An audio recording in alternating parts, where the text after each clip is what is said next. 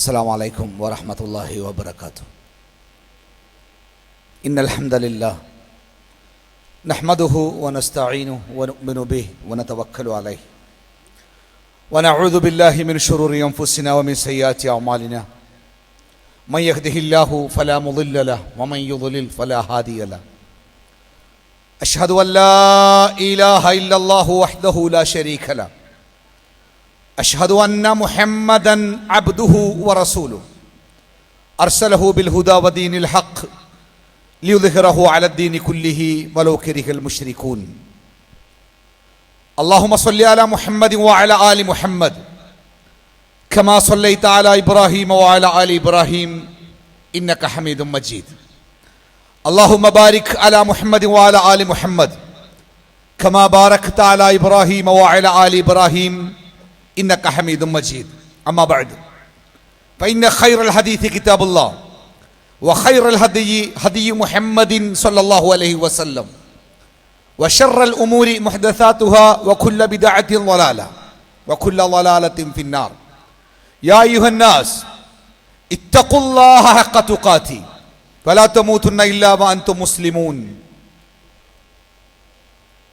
സ്നേഹമുള്ള സഹോദരന്മാരെ, സഹോദരിമാരെ, സർവശക്തനായ പടച്ചതമ്പുരാന്റെ വിധിവിലക്കുകൾ ജീവിതത്തിലുടനീളം കൃത്യമായി കാത്തു സൂക്ഷിക്കണം എന്ന് ഓർമ്മപ്പെടുത്തുകയാണ്. നശ്വരമായ ഈ ജീവിതത്തിലെ ഓരോ വാക്കുകൾക്കും നോക്കുകൾക്കും ചിന്തകൾക്ക് പോലും നാളെ അള്ളാഹുവിൻ്റെ കോടതിയിൽ കൃത്യമായ വിചാരണയെ നേരിടേണ്ടി വരുമെന്നും നാളിതുവരെ സമ്പാദിച്ച സമ്പാദ്യങ്ങൾക്കോ സന്താനങ്ങൾക്കോ സ്വാധീനങ്ങൾക്കോ സ്നേഹബന്ധങ്ങൾക്കോ സ്ഥാനമാനങ്ങൾക്കോ പ്രസ്ഥാനങ്ങൾക്കോ നേതാക്കൾക്കോ അനുയായികൾക്കോ ഒന്നും പരലോകത്ത് അള്ളാഹുവിൻ്റെ മുമ്പിൽ നമ്മെ രക്ഷപ്പെടുത്താനാവുകയില്ല എന്ന തിരിച്ചറിവോടുകൂടി പരലോക രക്ഷക്കാവശ്യമായ സൽക്കർമ്മങ്ങൾ ഓരോരുത്തരും അവനവൻ്റെ മരണത്തിനു മുമ്പേ ചെയ്തു വെക്കണമെന്നും അള്ളാഹുവിൻ്റെ ശിക്ഷ ഭീകരമാണ് എന്നതിനാലും ഏറ്റവും ചെറിയ ശിക്ഷ പോലും അസഹ്യമാണ് എന്നതിനാലും ശിക്ഷയ്ക്ക് വിധേയമാകുന്ന ചെറുതും വലുതുമായ എല്ലാ തെറ്റുകുറ്റങ്ങളിൽ നിന്നും പരിപൂർണമായി വിട്ടുനിൽക്കണമെന്നും സ്നേഹപൂർവം ഓർമ്മപ്പെടുത്തുകയാണ്. അള്ളാഹുവിനെ സൂക്ഷിച്ച് ജീവിക്കുന്ന മുത്തക്കികളാവാൻ സർവശക്തൻ നമുക്കേവർക്കും തൗഫീഖ് നൽകുമാറാവട്ടെ. മതപ്രസ്ഥാനങ്ങൾക്ക്, പ്രബോധന പ്രസ്ഥാനങ്ങൾക്ക് യാതൊരു പഞ്ഞവുമില്ലാത്ത ഈ നാട്ടിൽ ഒരുപക്ഷെ ഇസ്ലാമിക പ്രബോധന പ്രവർത്തനങ്ങൾക്കായി ലോകത്ത് ഏറ്റവുമേറെ സംഘടനകൾ ആസൂത്രിതമായി പ്രവർത്തിക്കുന്ന ഭൂവിഭാഗം ഏതാണ് എന്ന് അന്വേഷിച്ചാൽ അതിൻ്റെ മറുപടി നമ്മുടെ കൊച്ചു കേരളം എന്നാവാം. ഇത്രയേറെ പ്രസ്ഥാനങ്ങൾ, ഇത്രയേറെ സംഘങ്ങൾ, ഇത്രയേറെ ആസൂത്രിതമായി കൃത്യമായ ഭരണഘടനയോടുകൂടി ലക്ഷ്യത്തോടുകൂടി പ്രവർത്തിക്കുന്ന മറ്റേതെങ്കിലും ഭൂവിഭാഗം ലോകത്തുണ്ടോ എന്ന് അന്വേഷിച്ചാൽ എൻ്റെ പരിമിതമായ അറിവിൽ എനിക്ക് കിട്ടുന്ന മറുപടി ഇല്ല എന്ന് തന്നെയാണ്. ഇത്രയേറെ പ്രസ്ഥാനങ്ങളും ഇത്രയേറെ സംഘങ്ങളും പ്രവർത്തിക്കുന്ന ഈ ഭൂവിഭാഗത്തിൽ ഇസ്ലാഹി പ്രസ്ഥാനം അഥവാ മുജാഹിദ് പ്രസ്ഥാനത്തിന്റെ പ്രസക്തി എന്താണ്? അതിൻ്റെ നിലപാടുകൾ എന്താണ്? അതെന്തിനു വേണ്ടിയാണ് പ്രവർത്തിക്കുന്നത്? ഇസ്ലാം എന്ന മതത്തിനെ കുറിച്ച് നമുക്ക് എല്ലാവർക്കും അറിയാം. അല്ലാഹു സുബ്ഹാനഹു വ തആല ഈ ലോകത്തിലെ മനുഷ്യർക്ക്, മാനവരാശിക്ക് മാർഗദർശനമായി നിശ്ചയിച്ച മതമാകുന്നു അത്. ലോകത്ത് ആകെ ലഭ്യമായ ജലത്തിന്റെ, വെള്ളത്തിന്റെ 98% ഉപ്പുജലമാണ്. കുടിക്കാനോ കുളിക്കാനോ കൃഷിക്കോ പറ്റാത്തത് 98%. ബാക്കി 2%, 1% ധ്രുവപ്രദേശങ്ങളിൽ, മഞ്ഞുമലകളിൽ ഹിമപാളികളായി, മഞ്ഞുപാളികളായി കിടക്കുന്ന വെള്ളമാണ്, മഞ്ഞുകട്ടകളാണ്, ഉപയോഗശൂന്യമാണത്. ബാക്കിയുള്ള വെള്ളത്തിന്റെ 1%, ആ 1%മാണ് കുളങ്ങളും നദികളും മഴകളും ലോകത്തിലെ മുഴുവൻ ജനങ്ങൾക്കും 800 കോടി മനുഷ്യന്മാർക്കും അതിലേറെ മനുഷ്യന്മാർക്കും ദാഹമകറ്റുന്നതും അവരെ വൃത്തിയാക്കുന്നതും അവർക്ക് കൃഷിക്ക്, അവരുടെ നാൽക്കാലികൾക്ക് ആവശ്യമായ മുഴുവൻ വസ്തുക്കൾക്കും അത് ലഭ്യമായി കൊണ്ടിരിക്കുന്നു. 1%. ലോകത്ത് ജീവിക്കുന്ന മനുഷ്യർ ഏത് മാർഗത്തിൽ ജീവിക്കണമെന്ന് മനുഷ്യനെ പഠിപ്പിക്കുന്ന മാർഗദർശനമാകുന്നു ഇസ്ലാം. അത് അള്ളാഹുവിൻ്റെ മതമാണ്. അതിൻ്റെ നിയമങ്ങൾ ഏതെങ്കിലും കാലഘട്ടത്തിലെ മനുഷ്യന്മാർ രൂപീകരിച്ചെടുത്ത നിയമങ്ങളല്ല. ഏതെങ്കിലും ഭരണാധികാരികൾ ഉണ്ടാക്കിയ നിയമങ്ങളല്ല, ഏതെങ്കിലും പ്രസ്ഥാനങ്ങളോ സംഘങ്ങളോ രൂപം കൊടുത്ത നിയമങ്ങളല്ല അത്. വർത്തമാന കാലഘട്ടത്തിന്റെ ഏറ്റവും വലിയ പ്രത്യേകത മതവിഭാഗങ്ങളൊക്കെ പ്രത്യേകമായി യോഗം കൂടി അവരുടെ നയങ്ങളിലും ആരാധനകളിൽ പോലും പ്രാർത്ഥനകളിൽ പോലും മാറ്റം വരുത്തിക്കൊണ്ടിരിക്കുന്ന ഒരു കാലഘട്ടത്തിലാണ് നാം ജീവിച്ചു കൊണ്ടിരിക്കുന്നത്. ഇസ്ലാമിനെ സംബന്ധിച്ചിടത്തോളം അതിന്റെ ഓരോ നിയമങ്ങളും, ചെറുതും വലുതുമായ ഓരോ നിയമങ്ങളും ലോകത്തിന്റെ സൃഷ്ടാവായ പടച്ചതമ്പുരാൻ ഉണ്ടാക്കിയ നിയമങ്ങളാണ്. നമസ്കാരത്തിൽ അത്തഹിയാത്തിന് വേണ്ടി ഇരിക്കുമ്പോൾ ആ പ്രാർത്ഥനയിൽ അവന്റെ വിരല് ചൂണ്ടിപ്പിടിക്കണം, അത് ഇളക്കുകയും വേണം. എന്തിനാണ് വിരൽ ചൂണ്ടുന്നത് എന്ന് 1000 കൊല്ലം ഗവേഷണം നടത്തി, 1000 കൊല്ലം നിരീക്ഷണം നടത്തി എത്ര പ്രബന്ധങ്ങൾ അവതരിപ്പിച്ചാലും എന്തിനാണ് ഈ വിരൽ അനക്കിക്കൊണ്ടിരിക്കുന്നത് അല്ലെങ്കിൽ ചൂണ്ടിക്കൊണ്ടിരിക്കുന്നത് എന്ന ചോദ്യത്തിന് ഒരു മറുപടി കണ്ടെത്താൻ മനുഷ്യനാവുകയില്ല. പിന്നെ എന്തിന്? സർവശക്തനായ പടച്ചതമ്പുരാൻ കൽപ്പിച്ചതുകൊണ്ട്. ഹജ്ജിന്റെ പുണ്യമേറിയ ദിവസങ്ങളിൽ 7 ചെറിയ കടലമണികൾ പോലെയുള്ള ചെറിയ കല്ലുകൾ എടുത്തുകൊണ്ട് നമ്മൾ എറിയുന്നു. എന്തിനാണ് എറിയുന്നത്? എന്തുകൊണ്ട് വലിയ കല്ലുകളായിക്കൂടാ? എന്തുകൊണ്ട് ചെറിയ കല്ലുകൾ കൊണ്ടെറിയണം എന്ന ചോദ്യത്തിന്റെ മറുപടി ലോകത്തിന്റെ സൃഷ്ടാവായ പടച്ചതമ്പുരാൻ അങ്ങനെയാണ് നമ്മളോട് കൽപ്പിച്ചത് എന്നതാണ്. അതാണ് ഇസ്ലാം മതത്തിന്റെ പ്രത്യേകത. അത് പടച്ചതമ്പുരാന്റെ മതമാണ്. അതിന്റെ നിയമങ്ങൾ പടച്ചതമ്പുരാന്റേതാണ്. മഹാനായ പ്രവാചകൻ സല്ലല്ലാഹു അലൈഹി വസല്ലമയെ കുറിച്ച് വിശുദ്ധ ഖുർആൻ നമുക്ക് പറഞ്ഞു തന്നത് അല്ലാഹുവിന്റെ റസൂല് സ്വന്തം ഇഷ്ടപ്രകാരം, സ്വന്തം തീരുമാനപ്രകാരം തനിക്ക് നല്ലതാണ് എന്ന് തോന്നിയ ഒരു കാര്യം മതത്തിന്റെ നിയമമായി അല്ലാഹുവിന്റെ പ്രവാചകൻ പഠിപ്പിച്ചിട്ടില്ല. മറിച്ച് അത് അല്ലാഹുവിൽ നിന്നുള്ള വഹി മുഖേനയാകുന്നു. ഇതാണ് ഇസ്ലാം മതം. കാലാകാലങ്ങളിൽ ജനങ്ങൾക്ക് ഇസ്ലാം മതത്തിന്റെ സന്ദേശം എത്തിച്ചു കൊടുക്കുവാൻ അല്ലാഹു തആല പ്രവാചകന്മാരെ അയച്ചു, വേദഗ്രന്ഥങ്ങളെ അയച്ചു. പ്രവാചക ശൃംഖലയിലെ അവസാനത്തെ കണ്ണിയായ മുഹമ്മദ് മുസ്തഫ സല്ലല്ലാഹു അലൈഹി വസല്ലമ തന്റെ പ്രബോധന പ്രവർത്തനങ്ങൾ, തന്റെ ദൗത്യം പൂർത്തിയാക്കി തന്റെ സഹാബത്തിനോട് ചോദിക്കുന്നുണ്ട്. ചരിത്രത്തിൽ നമുക്കത് വായിക്കുവാൻ കഴിയും. സഹാബത്തെ, അല്ലാഹു തആല എന്നെ ഏൽപ്പിച്ച ഉത്തരവാദിത്തം ഞാൻ നിങ്ങൾക്ക് എത്തിച്ചു തന്നിട്ടില്ലയോ? സഹാബത്ത് മറുപടി പറഞ്ഞു, ബലാ യാ റസൂലല്ലാഹ്, അല്ലാഹുവിന്റെ റസൂലേ, അങ്ങയുടെ ഉത്തരവാദിത്തം അങ്ങ് നിർവഹിച്ചിരിക്കുന്നു. ആകാശത്തേക്ക് വിരൽ ചൂണ്ടിക്കൊണ്ട് ഹബീബായ റസൂൽ പറഞ്ഞു, അല്ലാഹുമ്മ ഷ്ഹദ്, അല്ലാഹുമ്മ ഷ്ഹദ്, അല്ലാഹുമ്മ ഷ്ഹദ്, അല്ലാഹുവേ നീ സാക്ഷിയാണ്, എന്റെ ഉത്തരവാദിത്തം ഞാൻ നിർവഹിച്ചിരിക്കുന്നു. പ്രവാചകൻ സല്ലല്ലാഹു അലൈഹി വസല്ലമ തന്റെ അനുചരന്മാരോട് പറഞ്ഞു, എന്റെ നാവിൽ നിന്ന്, എന്റെ മുമ്പിൽ നിന്ന് ഈ സന്ദേശം കിട്ടിയവർ, അത് കേട്ടവർ, കേട്ടിട്ടില്ലാത്തവർക്ക്, കിട്ടിയിട്ടില്ലാത്തവർക്ക് അത് എത്തിച്ചു കൊടുക്കട്ടെ. ചരിത്രം ഇപ്രകാരമാണ് ആ രംഗത്തെ നമുക്ക് പരിചയപ്പെടുത്തുന്നത്. അത് കേട്ടു നിൽക്കുന്നവരുടെ വാഹനങ്ങൾ, അവരുടെ കുതിരകൾ, ഒട്ടകങ്ങൾ, കഴുതകൾ ഏത് ദിശയിലേക്കാണോ തിരിഞ്ഞു നിന്നത് ആ ദിശയിലേക്ക് അവർ അവരുടെ വാഹനങ്ങൾ ഓടിച്ചുപോയി. എന്തിന്? അള്ളാഹുവിന്റെ പ്രവാചകന്റെ ചുണ്ടിൽ നിന്ന് അവർക്ക് ലഭിച്ച ഇസ്ലാമിന്റെ സന്ദേശങ്ങൾ അത് കിട്ടിയിട്ടില്ലാത്ത ലോകത്തിലെ തന്റെ ഓരോ സഹോദരനും ഓരോ സഹജീവിക്കും എത്തിച്ചു കൊടുക്കാനുള്ള താല്പര്യത്തോടു കൂടി അവർ ലോകത്തിന്റെ വ്യത്യസ്ത ഭാഗങ്ങളിലേക്ക് അവർ അവരുടെ വാഹനവുമായിട്ട് പോയി എന്ന് ചരിത്രം നമുക്ക് പഠിപ്പിച്ചു തരുന്നു. 14 നൂറ്റാണ്ടുകൾ കഴിഞ്ഞു. 14 നൂറ്റാണ്ടുകൾ കഴിഞ്ഞു. എങ്ങനെയാണ് 1400 കൊല്ലം മുമ്പ് അറേബ്യയുടെ ഊഷരമായ മരുഭൂമിയിൽ ജീവിച്ച അനാഥനായിട്ട് ജനിച്ചു വളർന്ന മുഹമ്മദ് സല്ലല്ലാഹു അലൈഹി വസല്ലമ എങ്ങനെയാണ് രാത്രി കിടന്നുറങ്ങിയിരുന്നത് എന്ന് എനിക്കും നിങ്ങൾക്കും ഇന്നറിയാം. നമ്മൾ പ്രവാചകനെ കണ്ടിട്ടില്ല, പ്രവാചകന്റെ ചിത്രം കണ്ടിട്ടില്ല, ഒരു വീഡിയോ ക്ലിപ്പ് നമ്മൾ കണ്ടിട്ടില്ല, പ്രവാചകന്റെ ഒരു ഫോട്ടോ നമ്മൾ കണ്ടിട്ടില്ല. പക്ഷേ നമുക്കറിയാം നമ്മുടെ ഹബീബായ റസൂൽ സല്ലല്ലാഹു അലൈഹി വസല്ലമ എങ്ങനെയാണ് കിടന്നുറങ്ങിയത്. വലതുഭാഗത്തേക്ക് ചെരിഞ്ഞ് തന്റെ വലത്തെ കൈപ്പത്തിയിൽ തന്റെ വലത്തെ കവിള് വെച്ച് അള്ളാഹുവിന്റെ റസൂൽ ശാന്തമായിട്ട് ഉറങ്ങി എന്ന് നമുക്കറിയാം. ആരാണ് നമുക്കത് പഠിപ്പിച്ചു തന്നത്? ആരാണ് നമുക്കത് എത്തിച്ചു തന്നത്? അള്ളാഹുവിന്റെ പ്രവാചകൻ മലമൂത്ര വിസർജനം നടത്തി കഴിഞ്ഞാൽ ഇടത് കൈ കൊണ്ട് അത് ശുദ്ധിയാക്കിയ ശേഷം ആ കൈ നിലത്തുറച്ച് ശുദ്ധിയാക്കാറുണ്ടായിരുന്നു എന്ന് എനിക്കും നിങ്ങൾക്കും അറിയാമെങ്കിൽ ആരാണ് നമുക്കത് എത്തിച്ചു തന്നത്? ആരാണ് നമുക്കത് എത്തിച്ചു തന്നത്? അള്ളാഹുവിന്റെ പ്രവാചകന്റെ ചുണ്ടിൽ നിന്ന് പ്രവാചകൻ ഏൽപ്പിച്ച ആ ഉത്തരവാദിത്തം ഏറ്റെടുത്ത മുസ്ലിം സമൂഹം കാലാകാലങ്ങളായി ആ യുഗധർമ്മം നിർവഹിച്ചു വരുന്നു. ആരാണ് നമ്മൾ? പ്രിയപ്പെട്ടവരെ, ആരാണ് നമ്മൾ? നമ്മൾ ആരാണ്? ഒരു മഹാസമ്മേളനം നടക്കുന്നു ഇവിടെ. ഈ മഹാസമ്മേളനത്തിൽ നിങ്ങൾ സങ്കല്പിക്കുക, ഈ മഹാസമ്മേളനത്തിന് 50ഓ 100ഓ വളണ്ടിയർമാരുണ്ട്, 100ഓ 200ഓ വളണ്ടിയർമാരുണ്ട് എന്ന് വിചാരിക്കുക.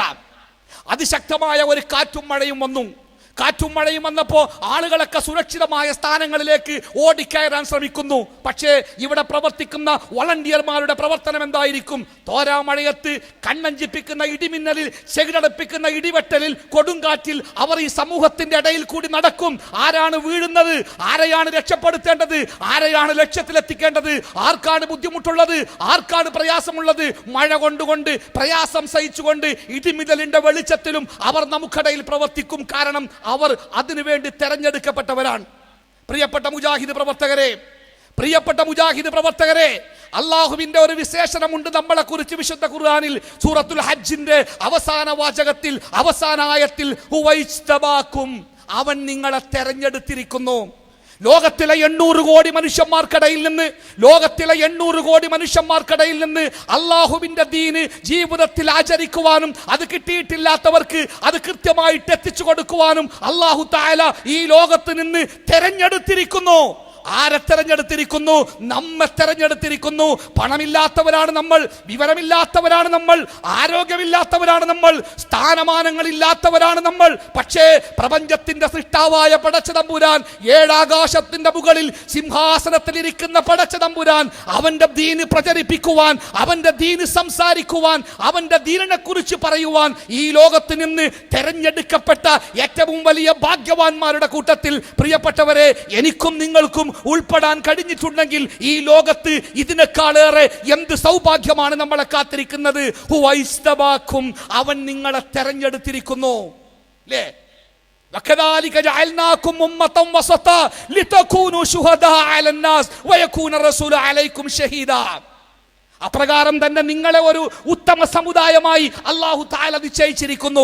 അല്ലാഹുവിന്റെ പ്രവാചകൻ നിങ്ങൾക്ക് സാക്ഷിയായതുപോലെ ലോകത്തിന് നിങ്ങൾ സാക്ഷിയാകുവാൻ വേണ്ടി അല്ലാഹുവിന്റെ ദീൻ പ്രകാരം ഈ ലോകത്ത് എങ്ങനെയാണ് ജീവിക്കേണ്ടത് എന്ന് ഈ ലോകത്ത് കാണിച്ചു കൊടുക്കുവാനും, ആ ദീൻ പ്രകാരം ജീവിച്ചാൽ ആ ജീവിതത്തിന്റെ സൗന്ദര്യം, ആ ജീവിതത്തിന്റെ സമാധാനം എത്രമാത്രം ഉണ്ടായിരിക്കുമെന്ന് ലോകത്ത് പഠിപ്പിച്ചു കൊടുക്കുവാനും അല്ലാഹു തആല നമ്മളെ തെരഞ്ഞെടുത്തിരിക്കുന്നു എന്ന വിശുദ്ധ ഖുർആനിന്റെ വചനം പ്രിയപ്പെട്ടവരെ നമ്മൾ മറക്കാൻ പാടില്ല. ഇതൊരു മഹാഭാഗ്യ. ലോകത്ത് കോടീശ്വരന്മാർക്ക് ഈ ഭാഗ്യം കിട്ടിയിട്ടില്ല, ശാസ്ത്രജ്ഞന്മാർക്ക് ഈ ഭാഗ്യം കിട്ടിയിട്ടില്ല. അധികാരത്തിന്റെ കൊടുമുടിയിൽ ജീവിക്കുന്ന, സിംഹാസനങ്ങളിൽ ഇരിക്കുന്ന ഭരണാധികാരികൾക്ക് കിട്ടിയിട്ടില്ല ഈ സൗഭാഗ്യം. ആ സൗഭാഗ്യമാണ് അള്ളാഹുവിന്റെ ദീനിനെ കുറിച്ച് സംസാരിക്കുവാനുള്ള ഭാഗ്യം അള്ളാഹു തആല നമുക്ക് തന്നിരിക്കുന്നു. അഥവാ അള്ളാഹുവിന്റെ ദീനിന്റെ പ്രബോധകരായി മാറാൻ നമുക്ക് ഭാഗ്യം കിട്ടിയിരിക്കുന്നു. പ്രിയപ്പെട്ടവരെ, മുജാഹിദ് പ്രസ്ഥാനം കേരളത്തിൽ ഇസ്ലാമിന്റെ, മുസ്ലിങ്ങൾക്കിടയിൽ തനതായ ഇസ്ലാമിനെ പരിചയപ്പെടുത്തിക്കൊണ്ട് 1924 കേരള ജംഇയ്യത്തുൽ ഉലമയും 1950 കേരള നദ്വത്തുൽ മുജാഹിദീനും രൂപീകരിക്കപ്പെട്ട ചരിത്രത്തെക്കുറിച്ച് ഞാൻ ആവർത്തിക്കുന്നില്ല. അന്ന് മുതൽ ഇന്നുവരെ കേരളക്കരയിൽ മലയാളികൾക്ക്, മുസ്ലിങ്ങൾക്ക് എന്താണ് ഇസ്ലാം മതമെന്ന് കൃത്യമായി പഠിപ്പിച്ചു കൊടുത്തുകൊണ്ട് മുജാഹിദ് പ്രസ്ഥാനം പ്രവർത്തിച്ചു കൊണ്ടിരിക്കുന്നു. ഞാൻ നേരത്തെ സൂചിപ്പിച്ചു, കേരളത്തിൽ മതസംഘടനകൾക്ക് പഞ്ഞമില്ല. ഒരു പോസ്റ്ററുമായിട്ട്, ഒരു പ്രസംഗത്തിന്റെ പോസ്റ്ററിന്റെ പിന്നിൽ മൈദയൊട്ടിച്ച് ആ പോസ്റ്റർ ഒട്ടിക്കുവാൻ വേണ്ടി ഒരു ചുമര് തേടി, ഒരു സ്ഥലം തേടി അങ്ങാടിയിൽ കൂടി നിങ്ങൾ നടക്കുക. ആ പോസ്റ്റർ ഒട്ടിക്കാൻ ഒരു സ്ഥലം നിങ്ങൾക്ക് ലഭിക്കുകയില്ല. എല്ലാ സ്ഥലങ്ങളും നോട്ടീസുകൾ കൊണ്ട് നിറഞ്ഞിരിക്കുന്നു. ആരുടേതാണ് ഈ നോട്ടീസുകൾ? ഇസ്ലാമിന്റെ പേരിൽ പ്രവർത്തിക്കുന്ന, ഇസ്ലാമിക പ്രബോധനത്തിനാണ് എന്ന രൂപത്തിൽ പ്രവർത്തിക്കുന്ന സംഘടനകളുടെ നോട്ടീസുകൾ കൊണ്ട് നമ്മുടെ തെരുവുകൾ നിറഞ്ഞിരിക്കുന്നു. ഇവിടെ മുജാഹിദ് പ്രസ്ഥാനത്തിന്റെ പ്രസക്തി എന്താണ്? എന്റെ പ്രിയപ്പെട്ട സഹോദരന്മാരെ, വർത്തമാന കാലഘട്ടത്തിൽ നാം ജീവിച്ചിരിക്കുന്ന കാലഘട്ടത്തിന്റെ ഏറ്റവും വലിയ പ്രത്യേകത എന്ന് പറഞ്ഞുകൂടാ, ഏറ്റവും വലിയ ദുരന്തം എന്ന് പറയുന്നത് തിന്മയെ സഹായിക്കുവാനും തിന്മകൾക്ക് പ്രചോദനമാകുവാനും എമ്പാടും സന്നാഹങ്ങളും സംവിധാനങ്ങളുമുള്ള ഒരു ലോകം. ആ ലോകത്ത് തിന്മയുടെ പിന്നാലെ ഒഴുകിക്കൊണ്ടിരിക്കുന്ന മനുഷ്യന്മാർ, എവിടെയും അധാർമികതയാണ്. എവിടേക്ക് നോക്കിയാലും, എവിടെ ചെന്നാലും ആർക്കും സംസാരിക്കാനുള്ളത് കേൾക്കാൻ പാടില്ലാത്ത, കാണാൻ പാടില്ലാത്ത വളരെ വിഷമകരമായ കാര്യത്തെക്കുറിച്ചാണ്. സ്വന്തം മകളെ പോലും വ്യഭിചരിക്കാൻ മടിയില്ലാത്ത പിതാക്കൾ, സ്വന്തം മകളെ പണത്തിന് വേണ്ടി മറ്റൊരുത്തന് കൂട്ടിക്കൊടുക്കാൻ മടിയില്ലാത്ത അമ്മമാർ അല്ലെങ്കിൽ ഉമ്മമാർ, താൻ പഠിപ്പിക്കുന്ന തന്റെ പ്രിയപ്പെട്ട വിദ്യാർത്ഥിനികളെ പോലും വൃത്തികെട്ട കാര്യങ്ങൾക്ക് ഉപയോഗപ്പെടുത്തുന്ന ഗുരുനാഥന്മാരുടെ കാലം. ഈ കാലഘട്ടത്തിൽ തിന്മകൾ അരങ്ങുവാണുകൊണ്ടിരിക്കുന്ന ഒരു കാലഘട്ടത്തിൽ ഇസ്ലാം മതത്തിന്റെ പ്രബോധകരായി പ്രവർത്തിക്കുന്ന എൻ്റെ പ്രിയപ്പെട്ട സഹോദരന്മാരെ, നമ്മുടെ നിലപാടുകളെ കുറിച്ച് നമുക്ക് കൃത്യമായ ഒരു ബോധ്യം ഉണ്ടായിരിക്കണം. എന്തിനാണ് നമ്മൾ മുജാഹിദായത്? എന്തിനാണ് നമ്മൾ മുജാഹിദായത്? നാം മുജാഹിദായത് സമൂഹത്തിൽ നമുക്ക് ഉയർന്ന ഒരു സ്റ്റാറ്റസിന് വേണ്ടിയല്ല, ഭൗതികമായ താല്പര്യങ്ങൾക്ക് വേണ്ടിയല്ല, ഭൗതികമായ നേട്ടങ്ങൾക്ക് വേണ്ടിയല്ല. മുജാഹിദായത് കൊണ്ട് ഭൗതികമായി നഷ്ടങ്ങൾ മാത്രമാണ് നമുക്കുണ്ടായത്. പിന്നെ എന്താണ് നമ്മുടെ നിലപാട്? നമ്മൾ എന്തിനാണ് മുജാഹിദായത്? നമ്മൾ എന്തിനാണ് പ്രബോധകനായത്? പ്രിയപ്പെട്ട സഹോദര സഹോദരി, മനസ്സിലാക്കുക, അല്ലാഹു സുബ്ഹാനഹു വ തആല ലാ ഇലാഹ ഇല്ലല്ലാഹ് മുഹമ്മദുർ റസൂലുള്ളാഹ് എന്ന ഷഹാദത്ത് കലിമ അംഗീകരിച്ചുകൊണ്ട്, അല്ലാഹുവേ നിന്റെ കൽപ്പനകൾക്ക് ശിരസാ വഹിച്ചുകൊണ്ട് ഞാൻ ഇതാ മുസ്ലിമായിരിക്കുന്നു, എൻ്റെ ജീവിതത്തിൽ എൻ്റെ ഇഷ്ടങ്ങളെക്കാളേറെ, എൻ്റെ താല്പര്യങ്ങളെക്കാളേറെ, എൻ്റെ ലാഭങ്ങളെക്കാളേറെ, എൻ്റെ ഭൗതികമായ താല്പര്യങ്ങളെക്കാളേറെ അല്ലാഹുവേ നിന്റെ കൽപ്പനകൾക്കാണ് എൻ്റെ ജീവിതത്തിൽ സ്ഥാനമുള്ളത് എന്ന് പ്രഖ്യാപിച്ചുകൊണ്ട് ഞാനും നിങ്ങളും മുസ്ലിമാകുമ്പോൾ രണ്ട് കാര്യങ്ങളാണ് നമ്മൾ ഓരോരുത്തരും ഏറ്റെടുത്തിരിക്കുന്നത്. ഒന്നാമത്തെ കാര്യം, ആ ഇസ്ലാമിന്റെ നിയമപ്രകാരം നമ്മൾ ജീവിക്കുക. ആ ഇസ്ലാമിന്റെ നിയമപ്രകാരം നമ്മൾ ജീവിക്കുക. നമ്മുടെ ബാപ്പ ജീവിച്ചത് കൊണ്ടായില്ല, നമ്മുടെ ഉമ്മ ജീവിച്ചത് കൊണ്ടായില്ല, നമ്മുടെ മക്കൾ ജീവിച്ചത് കൊണ്ടായില്ല. എനിക്ക് അള്ളാഹുവിന്റെ മുമ്പിൽ രക്ഷപ്പെടണമെങ്കിൽ ഞാൻ തന്നെ ജീവിക്കണം മുസ്ലിമായിട്ട്. അതാണ് എൻ്റെ ഒന്നാമത്തെ ഉത്തരവാദിത്തം. എൻ്റെ രണ്ടാമത്തെ ഉത്തരവാദിത്തം എന്താണെന്നറിയുമോ? എനിക്ക് ലഭിച്ച ഈ വെളിച്ചം ഈ ലോകത്ത് ഒരുപാട് ആളുകൾക്ക് ലഭിച്ചിട്ടില്ലാത്ത, എനിക്ക് ലഭിച്ച ഇസ്ലാമിന്റെ ഈ വെളിച്ചത്തിന് അത് കിട്ടിയിട്ടില്ലാത്ത എൻ്റെ ചുറ്റുഭാഗത്തുള്ള 10,000-കണക്കിന് ആളുകൾക്ക് അത് എത്തിച്ചു കൊടുക്കുക. ആ ഉത്തരവാദിത്തം അല്ലാഹു തആല എൻ്റെ പ്രിയപ്പെട്ടവരെ നമ്മളെയാണ് ഏൽപ്പിച്ചിരിക്കുന്നത്.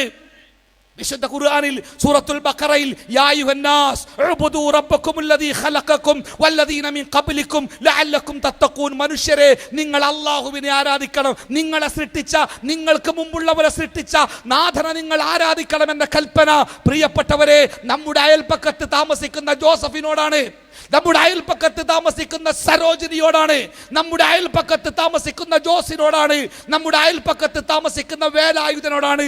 പ്രിയപ്പെട്ടവരെ, അത് അല്ലാഹു തആല എഴുതി വെച്ചത് എന്റെയും നിങ്ങളുടെയും വീട്ടിലുള്ള വിശുദ്ധ ഖുർആനിന്റെ പേജുകളിലാണ്. അതെങ്ങനെ നമ്മുടെ അയൽവാസിയായ ഗോപാലന് കിട്ടും?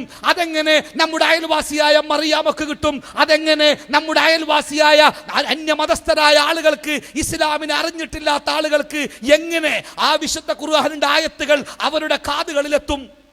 അതെത്തിച്ചു കൊടുക്കേണ്ട ചുമതല നമുക്കല്ലേ? അത് പറഞ്ഞു കൊടുക്കേണ്ട ചുമതല നമുക്കല്ലേ? ആ ചുമതല നിർവഹിക്കുന്നിടത്ത് നാം അലംഭാവം കാണിച്ചാൽ പ്രിയപ്പെട്ടവരെ, അള്ളാഹുവിന്റെ സത്യത്തിനെ മൂടി വെച്ചതിന് നാളെ റബ്ബിന്റെ മുമ്പിൽ നാം പറയേണ്ട മറുപടിയെ കുറിച്ച് നിങ്ങൾ ചിന്തിച്ചിട്ടുണ്ടോ? ഹബീബായ റസൂലുള്ളാഹി സ്വല്ലല്ലാഹു അലൈഹി വസല്ലമ തന്റെ അനുചരന്മാരുടെ കൂടെ വഴിയോരത്ത് നിൽക്കുമ്പോൾ ഒരു ശവഘോഷയാത്ര കടന്നുപോയി. ഒരു ജൂതന്റേതാണ്. പ്രവാചകൻ സല്ലല്ലാഹു അലൈഹി വസല്ലമ എഴുന്നേറ്റ് നിന്നു. സഹാബത്ത് കൂടെ ഉള്ളവർ എഴുന്നേറ്റ് നിന്നു. പ്രവാചകൻ സല്ലല്ലാഹു അലൈഹി വസല്ലമ കരയുന്നു. പ്രവാചകന്റെ കണ്ണിൽ നിന്ന് കണ്ണുനീരൊഴുകുന്നു. സഹാബത്തിന് അത്ഭുതമായി.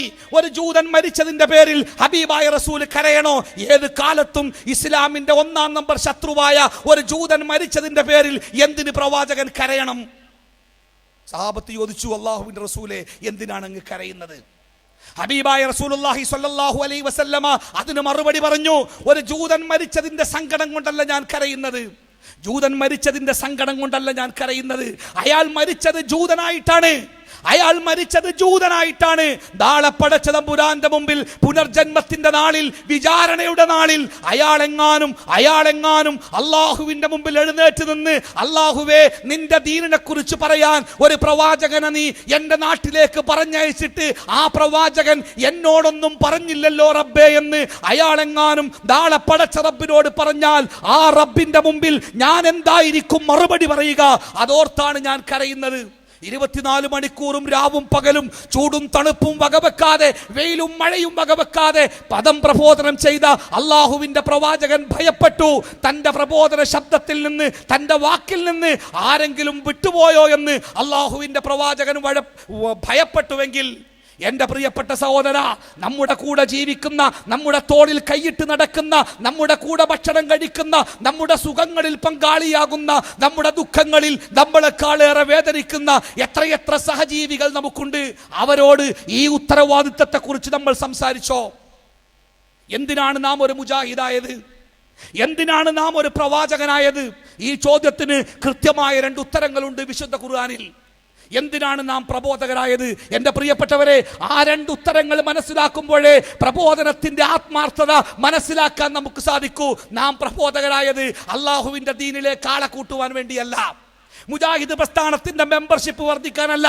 മുജാഹിദ് പ്രസ്ഥാനത്തിന് അത്ര വലിയൊരു മെമ്പർഷിപ്പിന്റെ ആവശ്യമില്ല. കാരണം മറ്റുള്ള സംഘടനകളെ പോലെ, കേരളത്തിലെ മറ്റു മതസംഘടന പോലെ സ്വന്തം അംഗങ്ങളുടെ എണ്ണം പെരുപ്പിച്ച് കാണിച്ച് അതേതെങ്കിലും രാഷ്ട്രീയ പാർട്ടികളെ ബോധ്യപ്പെടുത്തി ആ രാഷ്ട്രീയക്കാരനെ ഭീഷണിപ്പെടുത്തി അവൻ വെച്ചു കൊടുക്കുന്ന അധികാരത്തിന്റെ അപ്പകഷ്ണങ്ങൾക്ക് വേണ്ടി അധികാരത്തിന്റെ ഇടനാഴികകളിൽ മുജാഹിദ് പ്രസ്ഥാനത്തിന്റെ ഒരു നേതാവിനെയും ഇന്നുവരെ നമ്മൾ കണ്ടിട്ടുണ്ടാവുകയില്ല. ഒരു പഞ്ചായത്ത് തെരഞ്ഞെടുപ്പിൽ പോലും, ഒരു വാർഡിൽ പോലും മുജാഹിദ് പ്രസ്ഥാനത്തിന്റെ സ്ഥാനാർത്ഥി മത്സരിക്കാറില്ല എന്ന് മാത്രമല്ല, ഏതെങ്കിലും ഒരു സ്ഥാനാർത്ഥിയെ ജയിപ്പിക്കണമെന്നോ തോൽപ്പിക്കണമെന്നോ ഒരു മെമ്മോ, ഒരു ഉത്തരവ് ഇന്നുവരെ മുജാഹിദ് പ്രസ്ഥാനത്തിന്റെ ഓഫീസിൽ നിന്ന് ഇതുവരെ പുറത്തിറങ്ങിയിട്ടില്ല. പിന്നെ എന്തിനാണ് മുജാഹിദ് പ്രസ്ഥാനം, എന്തിനാണ് നമ്മൾ ഓരോരുത്തരും പ്രബോധകരായി മാറിയത്? അള്ളാഹുവിന്റെ ദീനിലേക്ക് ആളെ കൂട്ടുവാൻ വേണ്ടിയല്ല. അള്ളാഹുവിന് ലോകത്തിലെ മുഴുവൻ മനുഷ്യരെയും വിശ്വാസികളാക്കാൻ അള്ളാഹുവിന് നിമിഷ നേരം മതി. അള്ളാഹുവിന് അതൊരു പ്രയാസമേ അല്ല. ആ അള്ളാഹുവിന്റെ ദീനിൽ ആളെ കൂട്ടുവാൻ വേണ്ടിയാണോ ഞാനും നിങ്ങളും പ്രബോധകരായത്? അല്ല, അള്ളാഹുവിന്റെ ദീനിൽ ആളെ കൂട്ടുവാൻ വേണ്ടിയല്ല. പിന്നെ എന്തിനാണ് നമ്മൾ പ്രബോധകരായത്? ഈ ചോദ്യത്തിന്റെ മറുപടി നമുക്ക് ലഭിക്കുന്നത് ബനൂ ഇസ്രായേലിലെ ഒരു കൂട്ടം ചെറുപ്പക്കാരുടെ നാവിൽ നിന്നാണ്. വിശുദ്ധ ഖുർആൻ ആ കഥ പറയുന്നുണ്ട്. ഞാൻ ചുരുക്കി പറയാം, 8:30 മണിക്ക് നമുക്ക് സമ്മേളനം അവസാനിപ്പിക്കേണ്ടതുണ്ട്. ബനൂ ഇസ്രായേലിയർക്ക് അള്ളാഹുവിന്റെ ഒരു കൽപ്പനയുണ്ടായി, ശനിയാഴ്ച ദിവസം മീൻ പിടിക്കാൻ പാടില്ല. ശനിയാഴ്ച മീൻ പിടിക്കാൻ പാടില്ല, ബാക്കി 6 ദിവസവും മീൻ പിടിക്കാം. പക്ഷേ ആ ശനിയാഴ്ച ദിവസം അള്ളാഹുവിന്റെ കൽപ്പന ലംഘിച്ചുകൊണ്ട് ഒരു വിഭാഗം ആളുകൾ മീൻ പിടിക്കുവാൻ വേണ്ടി തയ്യാറായി. അവർ മീൻ പിടിക്കാൻ തയ്യാറായി. അവർ പ്രഖ്യാപിച്ചു, ഞങ്ങൾ മീൻ പിടിക്കും ശനിയാഴ്ച. നാട്ടിലെ മഹാഭൂരിപക്ഷം ആളുകളും അതിന്റെ കാഴ്ചക്കാരായിരുന്നൊന്ന് കാണണമല്ലോ. അങ്ങനെയാണ് എപ്പോഴും ഭൂരിപക്ഷം കാഴ്ചക്കാരേക്കാരം. ചുംബന സമരത്തിന് വേണ്ടി മറൈൻ ഡ്രൈവിൽ 50-ൽ താഴെ മാത്രം ആളുകൾ ഒരുമിച്ച് കൂടിയപ്പോൾ അവിടെ കാഴ്ചക്കാരായി ആയിരക്കണക്കിന് ആളുകൾ വന്നു. ആളുകൾക്ക് അതിനാണ് താല്പര്യം, കാഴ്ചക്കാരാവാൻ. ആ സമൂഹത്തിലെ ഭൂരിപക്ഷം ആളുകളും കാഴ്ചക്കാരായി നിന്നു.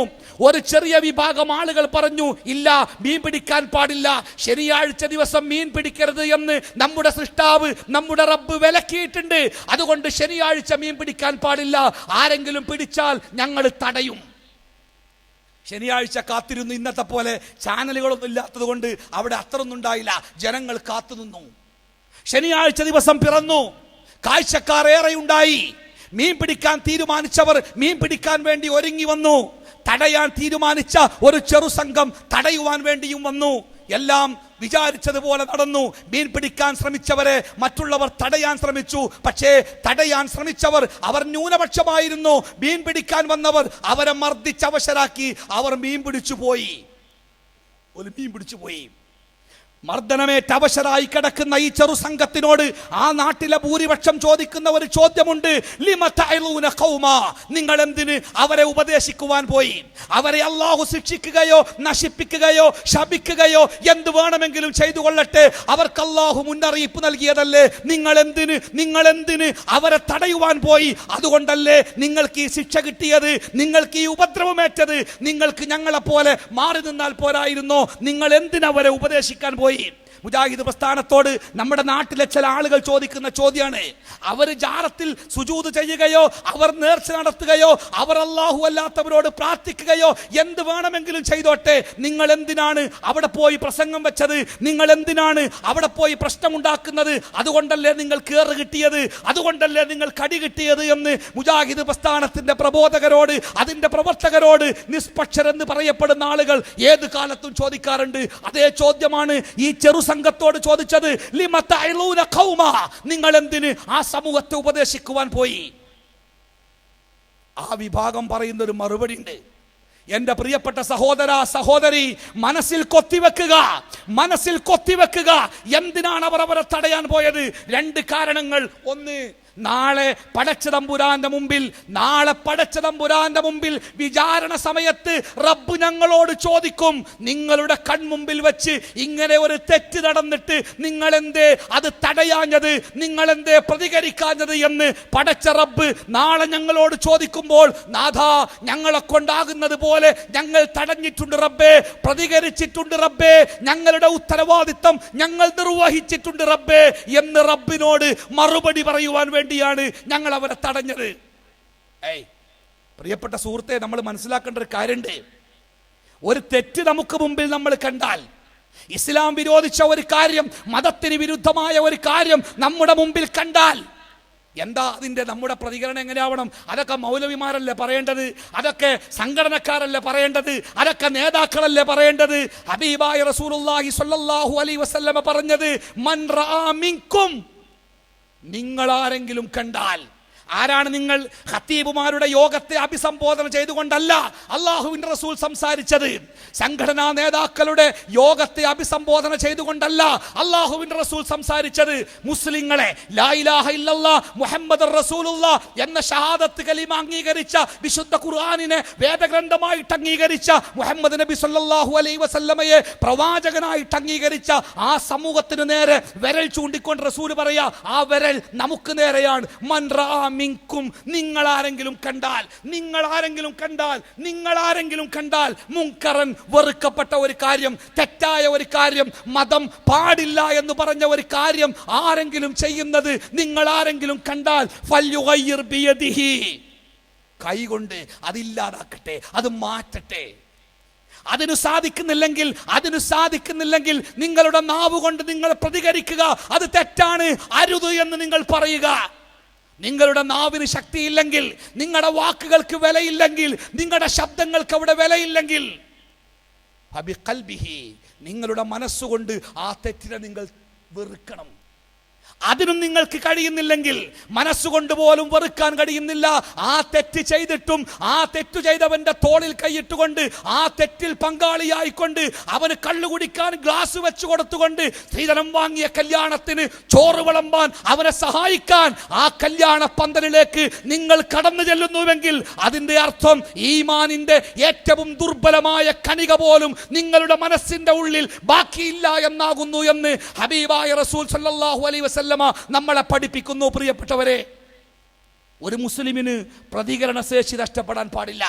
ഒരു മുസ്ലിം ഒരിക്കലും തിന്മയോട് രാജിയാവുകയില്ല. ഒരു മുസ്ലിം ഒരിക്കലും അധർമ്മത്തിനോട് സന്ധിയാവുകയില്ല. മഹാനായ ഖലീഫ ഉമർ ബിൻ ഖത്താബ് റളിയല്ലാഹു അൻഹു, അദ്ദേഹത്തിന് കുത്തേറ്റു. മൂന്നാമത്തെ ദിവസമാണ് ബോധം തെളിഞ്ഞത്. ആശുപത്രികളില്ല, കാഷ്വാലിറ്റികളില്ല, ICUകളില്ല, ആധുനിക ചികിത്സകളില്ല. പുറത്തേക്ക് ചാടിയ കുടലുകളൊക്കെ വയറ്റിന്റെ ഉള്ളിലേക്ക് തന്നെ തിരിച്ചു വെച്ച് ഒരു തുണി കൊണ്ട് കെട്ടി വീട്ടിൽ കൊണ്ടുപോയി കടത്തിയിരിക്കുന്നു. മരണത്തെയും കാത്ത് കിടക്കുകയാണ്, ചികിത്സയൊന്നുമില്ല. മൂന്നാമത്തെ ദിവസം ബോധം തെളിഞ്ഞപ്പോൾ ഖലീഫ ഉമർ റളിയല്ലാഹു അൻഹു കാണുന്നത്, തങ്ങളുടെ പ്രിയപ്പെട്ട ഖലീഫയുടെ വിശേഷം അറിയാൻ ആളുകൾ വീടിന് ചുറ്റും കൂടിയിരിക്കുന്നു. ഖലീഫ ഉമർ എല്ലാവരെയും നോക്കി തളർന്ന മിഴികളോടെ, തൻ്റെ കുടുംബം, തൻ്റെ രാജ്യം, തൻ്റെ സാമ്രാജ്യം, ഒരുപാട് ചിന്തകൾ അദ്ദേഹത്തിൻ്റെ മനസ്സിലുണ്ടായിട്ടുണ്ടാവാം. പക്ഷേ തൻ്റെ ചുറ്റുപാടും കൂടി നിൽക്കുന്ന തൻ്റെ പ്രിയപ്പെട്ട നാട്ടുകാരിൽ ഒരാളെ ഖലീഫ ഉമർ വിളിച്ചു, സഹോദരാ വരൂ വരൂ. അയാൾ ഖലീഫയുടെ അടുത്തേക്ക് വന്നു.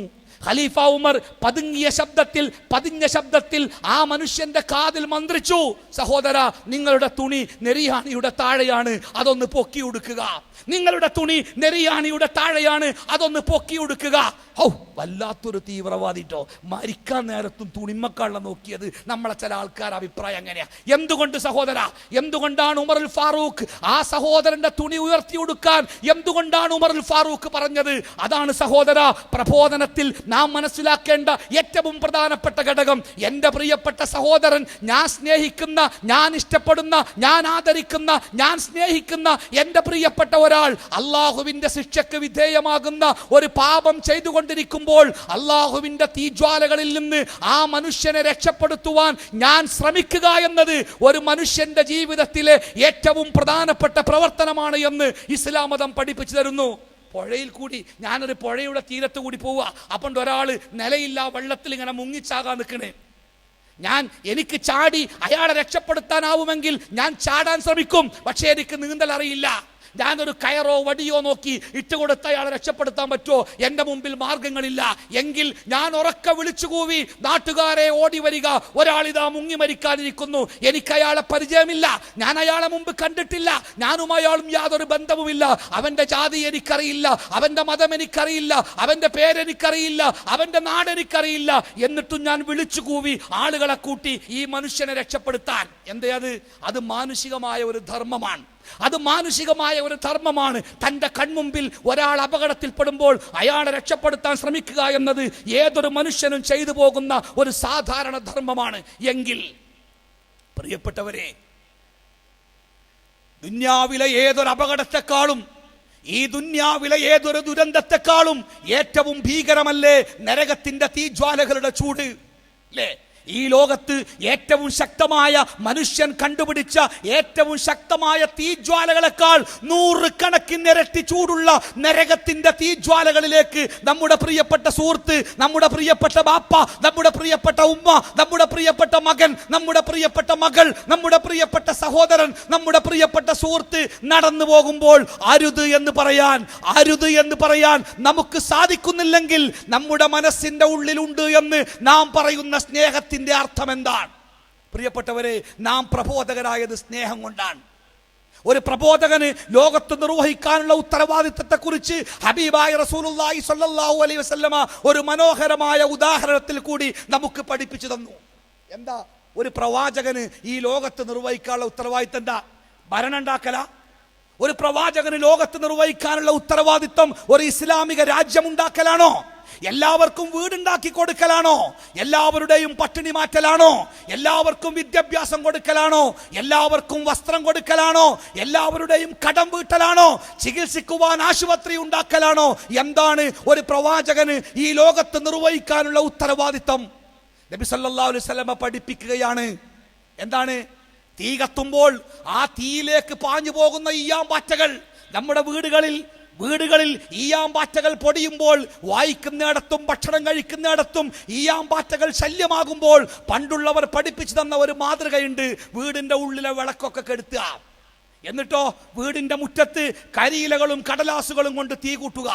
ആ തീ ആളിക്കത്തുമ്പോൾ നാനാഭാഗത്തു നിന്നും ഈയാമ്പാറ്റകൾ ആ തീനാളങ്ങളിലേക്ക് പാറി വരും. ആ തീനാളങ്ങളുടെ സൗന്ദര്യം കണ്ട്, പക്ഷേ തീനാളങ്ങളിൽ എത്തുമ്പോൾ മാത്രമേ ആ തീനാളങ്ങൾക്ക് സൗന്ദര്യം മാത്രമല്ല കരിച്ചു കളയുന്ന ചൂടുണ്ട് എന്ന് അവർക്ക് മനസ്സിലാവുകയുള്ളൂ. അപ്പോഴേക്ക് ചിറകുകരിഞ്ഞ് ആ ഈയാമ്പാറ്റകൾ തീയിൽ വീഴും. അതുപോലെ ലോകത്തിന്റെ സൗന്ദര്യത്തിൽ കണ്ണുമഞ്ഞളിച്ച് ആ സൗന്ദര്യത്തിലേക്ക് പാഞ്ഞെടുക്കുന്ന മനുഷ്യരെ അവരുടെ അരക്കെട്ടിൽ ചുറ്റിപ്പിടിച്ചുകൊണ്ട്, റസൂൽ പറയാ, അവരുടെ അരക്കെട്ടിൽ ചുറ്റിപ്പിടിച്ചുകൊണ്ട്, പ്രിയപ്പെട്ടവരെ അങ്ങോട്ട് പോകരുത്, അത് നരകത്തിന്റെ സൗന്ദര്യമാണ്, ദാശത്തിന്റെ സൗന്ദര്യമാണ്, അവിടേക്ക് പോകരുത് എന്ന് പറഞ്ഞ് ആ നരകത്തിന്റെ കുണ്ടാരത്തിൽ നിന്ന് മനുഷ്യനെ തടഞ്ഞു നിർത്തുക എന്നതാകുന്നു പ്രവാചകന്മാർക്ക് ഈ ലോകത്ത് നിർവഹിക്കാനുള്ള ഉത്തരവാദിത്തമെന്ന് ഹബീബായ റസൂൽ പഠിപ്പിച്ചു തരുന്നു. എന്റെ പ്രിയപ്പെട്ട സഹോദര, നമ്മുടെ ഉത്തരവാദിത്വം അതന്നെയാണ്. നമ്മുടെ ഉത്തരവാദിത്വം അതാണ്. നരകത്തിലേക്ക് നടന്നു പോകുന്ന ഒരു മനുഷ്യനെ ആ നരകത്തിന്റെ പടുകുഴിയിൽ നിന്ന് രക്ഷപ്പെടുത്താൻ ശ്രമിക്കുക. അല്ലാതെ മതത്തിൽ ആളെ കൂട്ടാനല്ല, പ്രസ്ഥാനത്തിന്റെ ശക്തി വർദ്ധിപ്പിക്കാനല്ല, മെമ്പർഷിപ്പ് കൂട്ടാനല്ല, ആരോടെങ്കിലും പക തീർക്കാനല്ല, ആരെയെങ്കിലും തോൽപ്പിക്കാനല്ല. ആത്മാർത്ഥമായ ഉദ്ദേശം, നിഷ്കളങ്കമായ ഉദ്ദേശം. എന്താ ഉദ്ദേശം? ഒറ്റ ഉദ്ദേശം, എൻ്റെ പ്രിയപ്പെട്ട സഹോദരൻ നാളെ നരകത്തിന്റെ വറകാവാൻ പാടില്ല. നോക്കൂ നിങ്ങൾ, നമ്മുടെ പ്രിയപ്പെട്ട മകൾ 12ാം ക്ലാസ് അല്ലെങ്കിൽ ഡിഗ്രിക്ക് പഠിക്കുന്ന നമ്മുടെ പ്രിയപ്പെട്ട മകൾ, 18 കഴിഞ്ഞ നമ്മുടെ മകൾ, തലയിൽ മാന്യമായ വസ്ത്രം ധരിക്കാതെ, ശരീരം മാന്യമായി മറക്കാതെ, പുസ്തക സഞ്ചിയുമായി വീട്ടിൽ നിന്ന് സ്കൂളിലേക്ക് ഇറങ്ങിപ്പോകുമ്പോൾ അത് കണ്ടു നിൽക്കുന്ന നമ്മുടെ മനസ്സിലൊരു ആന്തലുണ്ടായി. പടച്ചോനെ, എൻ്റെ കുട്ടി വലുതായല്ലോ, കെട്ടിക്കാനായല്ലോ, എന്തൊക്കെ ഉണ്ടാക്കണം, എൻ്റെ മകൾ വളർന്നല്ലോ, അവൾ സുന്ദരിയാണ്, ഒരു വിളക്കുനാളം പോലെ, തീനാളം പോലെ എൻ്റെ മകൾ കത്തിക്കൊണ്ടിരിക്കുന്നു, അവൾ സുന്ദരിയാണ്, അഭിമാനം കൊണ്ട് നിറഞ്ഞു നിൽക്കുമ്പോൾ, എൻ്റെ പ്രിയപ്പെട്ടവരെ, മുസ്ലിമാണെങ്കിൽ, ഈമാനുണ്ടെങ്കിൽ നമ്മുടെ മനസ്സിന്റെ ഉള്ളിൽ ഒരു വേദനയുണ്ടാകും. അല്ലാഹുവേ, എൻ്റെ പ്രിയപ്പെട്ട മകൾ നടന്നു പോകുന്നത് നരകത്തിന്റെ തീജ്വാലകളിലേക്കാണല്ലോ. ഹബീബായ റസൂലുള്ളാഹി സ്വല്ലല്ലാഹു അലൈഹി വസല്ലമ പറഞ്ഞിട്ടുണ്ടല്ലോ, എന്ത്? ഒരു പെണ്ണ് അന്യപുരുഷന്മാരെ ആകർഷിക്കുന്ന രൂപത്തിൽ, അവരുടെ കണ്ണുകൾക്ക് വിരുന്നൊരുക്കുന്ന രൂപത്തിൽ, അവരുടെ ശ്രദ്ധയെ ആകർഷിക്കുന്ന രൂപത്തിൽ വസ്ത്രം ധരിച്ച് സുഗന്ധം പൂശി ഒരു പെണ്ണ് വീട്ടിൽ നിന്ന് പുറത്തേക്കിറങ്ങിയാൽ അവൾ നാളെ പരലോകത്ത് വ്യഭിചാരിണിയെ പോലെയാണ് എന്ന ഹബീബായ റസൂലുള്ളാഹി സ്വല്ലല്ലാഹു അലൈഹി വസല്ലമയുടെ പാഠം എൻ്റെ പ്രിയപ്പെട്ടവരെ നമ്മുടെ മനസ്സിലുണ്ടെങ്കിൽ നമ്മുടെ മകളെ നമ്മൾ തിരിച്ചു വിളിക്കും. എടി എങ്ങട്ടാ? സ്കൂളിക്ക്, കോളേജിക്ക്, ഈ കോലത്തിലോ? പറ്റൂല. എന്റെ വീട്ടിൽ നിന്ന് ഞാൻ വളർത്തുന്ന എന്റെ പ്രിയപ്പെട്ട മകൾ നരകത്തിന്റെ വിറകാവാൻ പാടില്ല. പോകരുത്. അവൾ വാശി പിടിക്കും, അവൾ കരയും. അലിയരുത് നമ്മുടെ മനസ്സ്. കാരണം അവൾ നടന്നു പോകുന്നത് നരകത്തിന്റെ തീജ്വാലകളിലേക്കാണ്. റസൂലുള്ളാഹി സ്വല്ലല്ലാഹു അലൈഹി വസല്ലമ അവിടുത്തെ പ്രിയപ്പെട്ട പേരക്കുട്ടി ഹസൻ റളിയല്ലാഹു അൻഹുവിന്റെ കയ്യും പിടിച്ച് മദീന പള്ളിയിലേക്ക് വന്ന ഒരു കഥയുണ്ട്.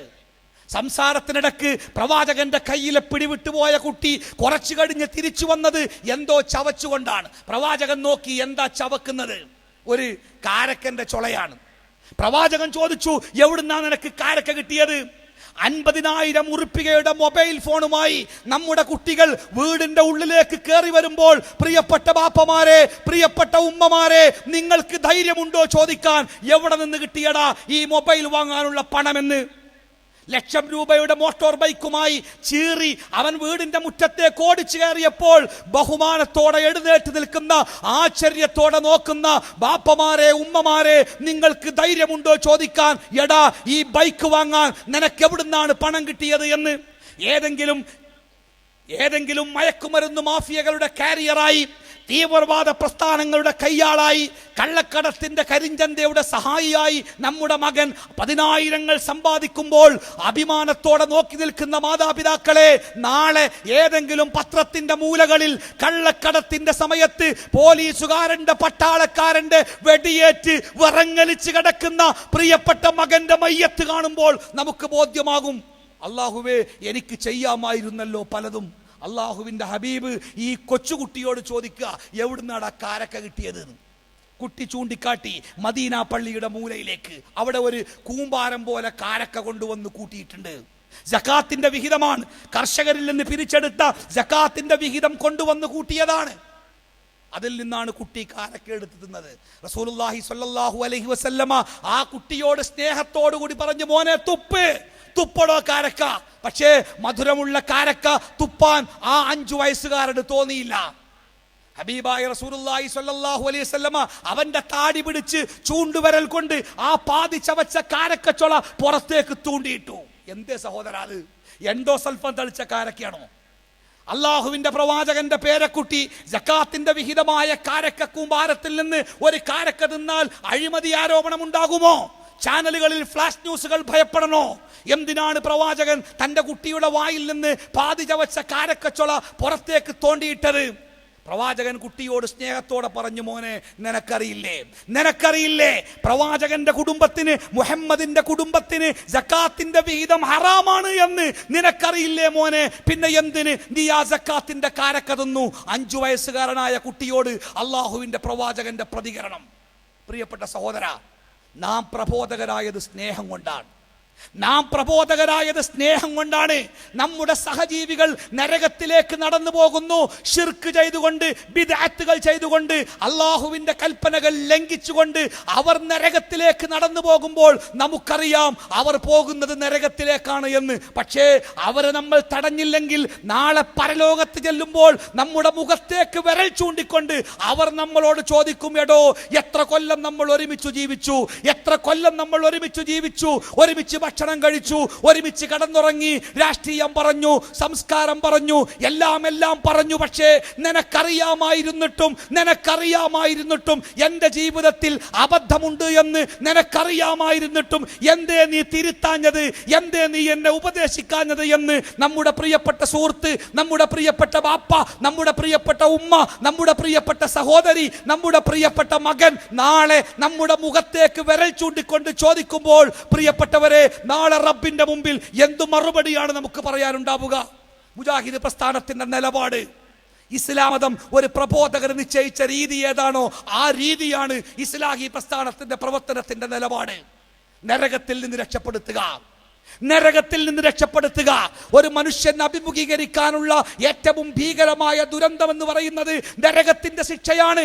ആ നരക ശിക്ഷയിലേക്ക് നടന്നു പോകുന്നവരെ, അറിവുള്ളവരാവട്ടെ അറിവില്ലാത്തവരാവട്ടെ, പരിചയമുള്ളവരാവട്ടെ ഇല്ലാത്തവരാവട്ടെ, അവരെ നരകത്തിന്റെ ആ കൂമ്പാരത്തിൽ നിന്ന് രക്ഷപ്പെടുത്താനുള്ള ശ്രമം, അതാവണം നമ്മുടെ പ്രവർത്തനത്തിന്റെ മുഖമുദ്ര.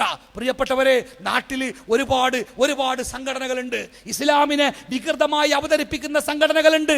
ഇസ്ലാമിനെ ഉദരപൂരണത്തിന് വേണ്ടി ഉപയോഗപ്പെടുത്തുന്നവരുണ്ട്. ഇസ്ലാമിനെ പണം സമ്പാദിക്കാനുള്ള മാർഗമായി കണ്ടവരുണ്ട്. ഇസ്ലാമിനെ രാഷ്ട്രീയ പ്രവേശനത്തിനുള്ള ഏണിപ്പടികളായി കണ്ടവരുണ്ട്. ഇവരെല്ലാം കേരളത്തിൽ പ്രവർത്തിക്കുന്നുണ്ട്.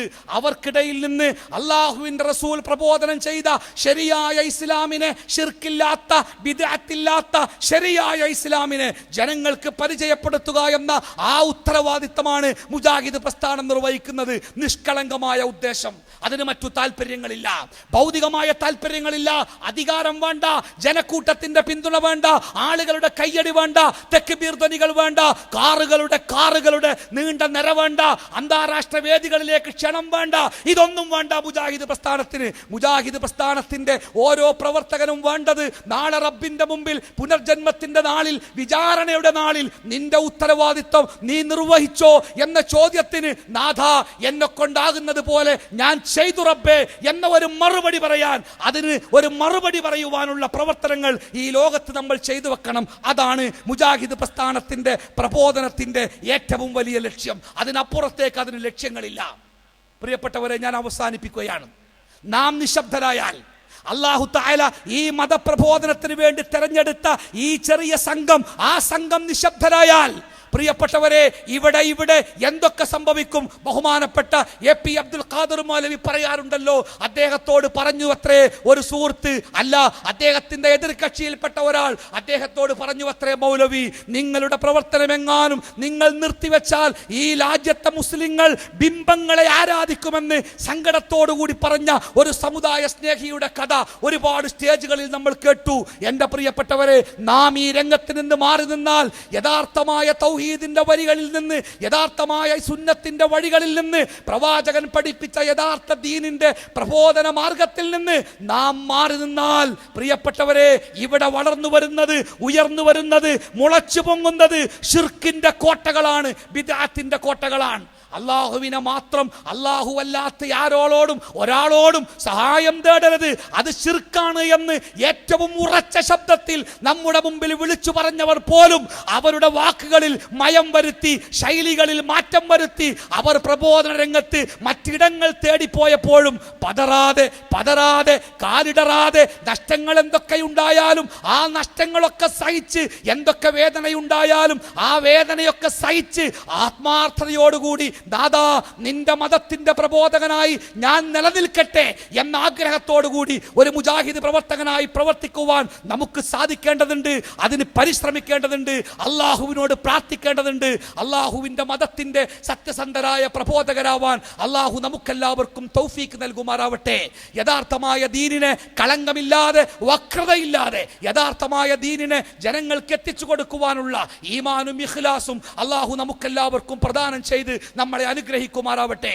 റബ്ബനാ ആതിനാ ഫിദ്ദുനിയ ഹസന വഫിൽ ആഖിറതി ഹസനതൻ വഖിനാ അദാബന്നാർ വആഖിറു ദഅവാനാ അൽഹംദുലില്ലാഹി റബ്ബിൽ ആലമീൻ വസല്ലല്ലാഹു അലാ മുഹമ്മദിൻ വഅലാ ആലിഹി വസഹ്ബിഹി അജ്മഈൻ. അസ്സലാമു അലൈക്കും വറഹ്മത്തുള്ളാഹി വബറകാതുഹു.